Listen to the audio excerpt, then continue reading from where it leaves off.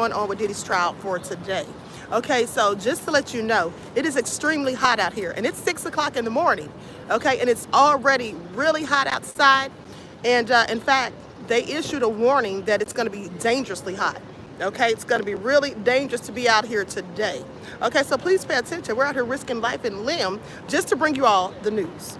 Okay, so they're having a problem with missing witnesses. Missing witnesses and lingering questions plague prosecution as Diddy trial nears its conclusion. Okay, and this is all according to an expert who says that Diddy's defense team is expected to rest their case this week as jurors face challenges separating emotions from legal charges. So that's the problem with a lot of people. In fact, a lot of people seem to be in their emotions, and they think their feelings and opinions override the evidence. Okay, so that's how that's going. Now let's get into it. Okay, lights up. Don't forget to like and share. Thank you in advance. And if you missed the video that I did last night about Trump taking us straight into World War III, okay, please go back and watch. Or shall I say not last night, but yesterday. Okay, so anyway, the government is expected to wrap up its case against Sean Diddy Combs on Monday after more than 6 weeks of testimony from a number of witnesses. Now, jury selection for the rapper's S crimes that began on May the 5th, and the prosecution called its last witness to the stand on Friday after hearing Diddy's former assistant, who was the alleged rug mule, Brendan Paul. He testified about his time employed by the Bad Boy Records founder. And as I told you days ago, he didn't really say anything bad about Diddy. And in fact, he said Diddy didn't tell him to put that stash of illegal substances in the bag that day. That he, in fact, was cleaning up the room, found it, and threw it in there and forgot it was in his bag. So with that all being said, his testimony was not detrimental to Diddy's case, nor did it help the prosecution in any way, shape, form, or fashion. And I'm quite sure the prosecution was not very happy about that. Okay?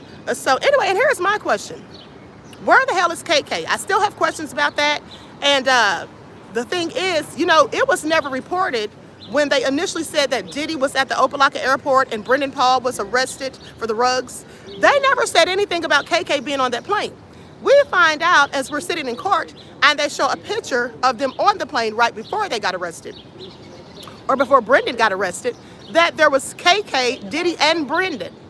So I thought that was interesting that they kept her name out of it. Now, are they doing some kind of favors for KK because she has not been called by the prosecution or the defense? She's not been charged as a co-conspirator, okay? And as far as I'm concerned, she's an unindicted co-conspirator. So she hasn't been charged. She hasn't been called to testify. Maybe because her testimony would not be beneficial to the prosecution, and maybe the defense is thinking it wouldn't be beneficial to them because neither of the two know what she would likely say. I don't know. But either way, I find it interesting that she has not been called upon in this trial.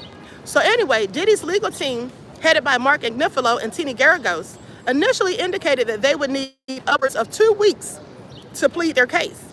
But they told Judge Aaron Subramanian last week that they may be able to rest their case by Tuesday or Wednesday. Hallelujah. Okay. Won't he do it? Because I hope that they do, because that would mean that we might be done by Friday, because the jury, I don't think they're going to take that long to deliberate. I don't think they're going to take that long to deliberate. If the case is wrapped up by Tuesday, that would be great. That would give them a few days to deliberate and then possibly give the verdict by Friday, because I am more than ready to be out of here and back on a plane to the ATL, okay? Anyway, with that all being said, now, despite the trial coming to a close, former federal prosecutor Naima Rahmani admitted that lingering questions remain with the case, including questions about missing key witnesses. Did y'all know anything about that? Let's talk about it. Are they talking about Gina Hunn, who was supposedly victim number 3, that never showed up, and they say they couldn't find her? Okay, but I told you all, you know, you heard it here first, okay? And I am so tired of people trying to steal my catchphrase. You heard it here first. But anyway, with that all being said, I told you guys that she was victim number 3, and I also told you guys that she wasn't going to show up, okay? Please pay attention. Now, because I know people that know her. Now, with that all being said, what happened to Gina? That's absolutely who they're talking about, who was victim number 3 in the indictment. The government said they were unable to get a hold of her, and she did not testify. This is what Rahmani says. Was she afraid, embarrassed, paid off by Mr. Combs, or was there another reason why she didn't comply with the subpoena? Well, she wasn't paid off by Diddy. I can tell you that. And yes, there absolutely is another reason, okay? She just didn't want to get involved in it. She didn't want to come out and say anything bad about Diddy. Allegedly, let me just say allegedly, even though this is what I was told by someone who knows her pretty well, at the end of the day, she didn't want to fall out of grace with other celebrities that she deals with and knows. Okay? She didn't want to be known as a snitch, so to speak. Now, with that all being said, he goes on to say, regardless, it was a mistake by the prosecution to list her as a victim when they did not have assurances that she would appear. And also, she didn't tell them she was a victim, okay? She didn't tell them that she wanted to testify as a victim, so they never should have labeled her as that. That just wasn't smart on their behalf. Now, they should have known that Combs has the resources to threaten or pay witnesses not to testify and has planned accordingly. This is what Niyama Ramani said. He's got it all wrong, but let me continue. There have been no allegations in court that Diddy threatened or paid witnesses not to testify. Ramani also wondered why Diddy's chief of staff, Christina Coram, aka KK, okay, wasn't called to testify. Same thing I'm still wondering, okay? And Brendan Paul testified Friday that KK basically ran the entire enterprise, okay? I want you to pay attention. Again, Brendan didn't say anything bad about Diddy, okay? As far as the person who was running things, he put that on KK. Now, during the testimony of the summary witness, Ananya Sankar, the jury was shown text messages between Diddy's ex, Cassie Ventura, and KK dated back to May the 2nd of 2017. Cassie was telling KK that the Last Night singer allegedly had locked the door and had dragged her by her hair. All very interesting. We all saw it. So, more text messages between Cassie and KK, dated April the 20th of 2018, showed Cassie saying that she couldn't take the violence and being kicked out of her own home. KK responded saying, I don't know what else to say, but I'm here. Cassie then wrote, I just want to stay focused. Now, the jury was then shown text messages between KK and Diddy's more recent ex-girlfriend, who testified under the pseudonym of Jane Doe. She alleged that Diddy had forced her to have sex with male escorts during hotel nights, and that occasionally the sex sessions were recorded. A text message sent to KK from Jane Doe was shown to the jury, which claimed that Combs was threatening to release the alleged sex tapes. Now, Jane Doe said, you're his right-hand woman. Maybe he'll listen to you. The message was sent on February the 18th of 2024. Now, many consider her to be Combs' Ghislaine Maxwell, KK that is, okay, because she knows where the proverbial bodies are buried. So, Coram was actually involved in the alleged sex and rug with a D, trafficking, and could have been charged as a co-conspirator. Now, the government could have leaned on her to flip against her former boss. Instead, they gave her a pass by simply reading her text messages into evidence. Well, here's the thing. Where is the proof of the rug trafficking? I didn't see any proof of that. Now, I did see proof of other things like bribery, coercion, and whatnot, but I didn't see any proof of rug trafficking. As Brendan said on the stand, he was not a rug mule, and the amount that he was carrying was $500 or less, which lets you know that it was for personal use. And he also said that he's the one who put it in the bag, and Diddy never told him to do so, nor did KK. So, I'm sorry, but them talking about rug trafficking is just not going to fly. But let me continue. Now, Ramani questioned why Diddy's ex-girlfriend his ex-girlfriends with an S, including Cassie, Mia, and Jane, didn't have it or didn't leave if they had been sexually assaulted and trafficked. The government put on expert Don Hughes to explain the psychology of abuse. But that is the biggest question in the case, Ramani admitted. Did the victims stay because they wanted the money and the fame that came from being with Combs or being Combs' partner, or if so, did they consent to the freak-offs while they were happening? Was there any grape, or really, were they forced and coerced? He has questions, and these are some very good questions to ask, because this is what the jurors will likely be wondering about. Okay? This is what the jury will likely be wondering about when they go in there to deliberate. Because some people think that some of them were complicit, Some people feel like they were coerced and possibly suffering from Stockholm syndrome.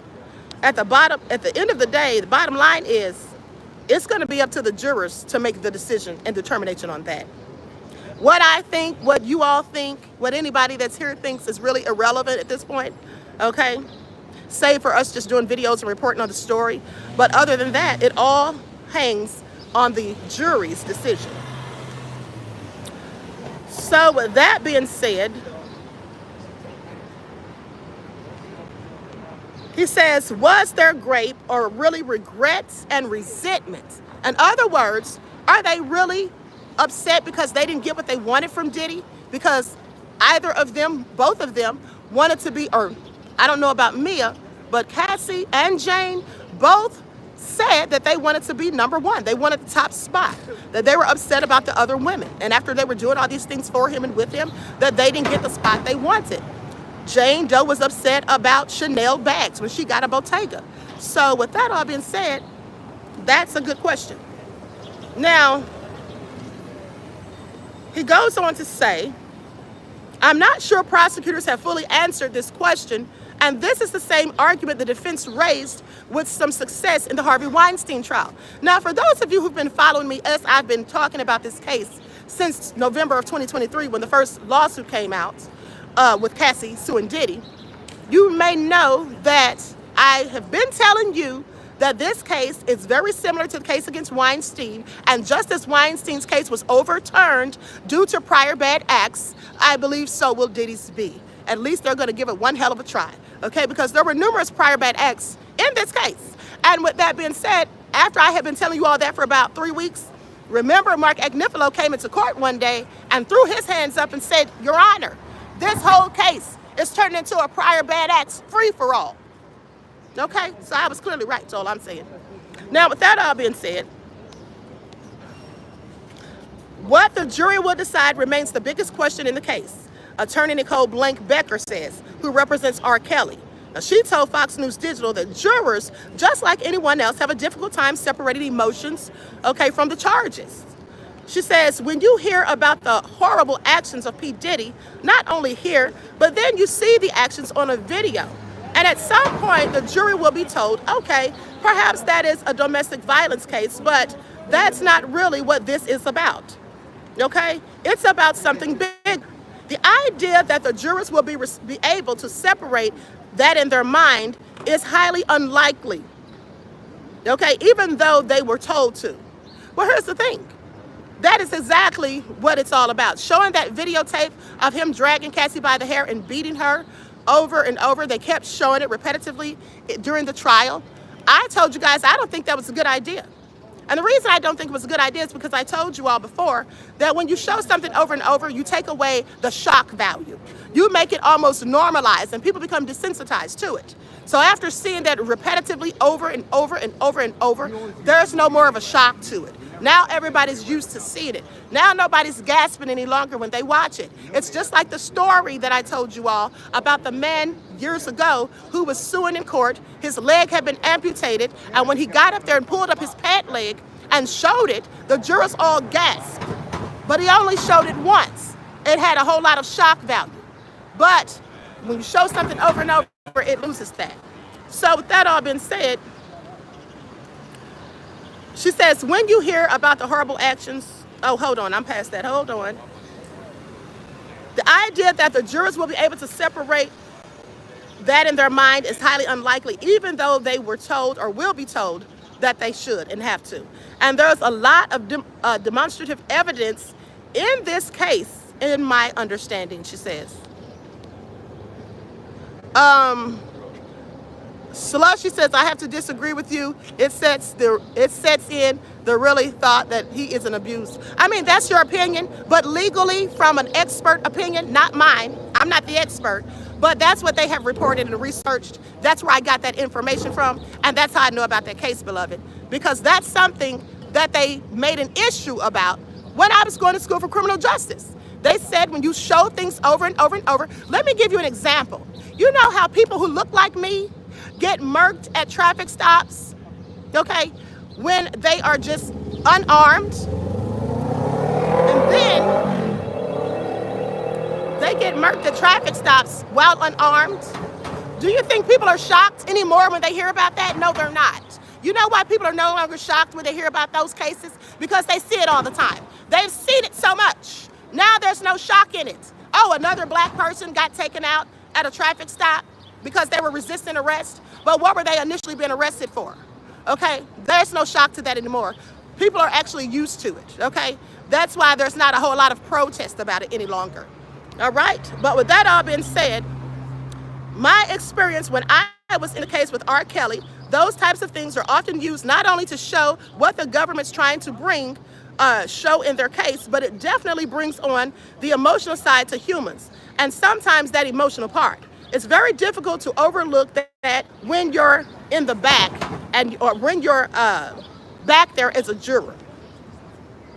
Now, she went on to say that I can only imagine the difficulty there must be when you're back in a jury room to sort of separate if you think he's a good person or a bad person, because that's not what they're there for, or that's not what they're there for, right? You're not there to see if this person's a good person or a bad person. You're not there to stand in judgment of whether they, were following the Most High or doing godly things or whatever, or whether they were some type of Satanist or atheist or whatever, whether they drank alcohol every day and got drunk.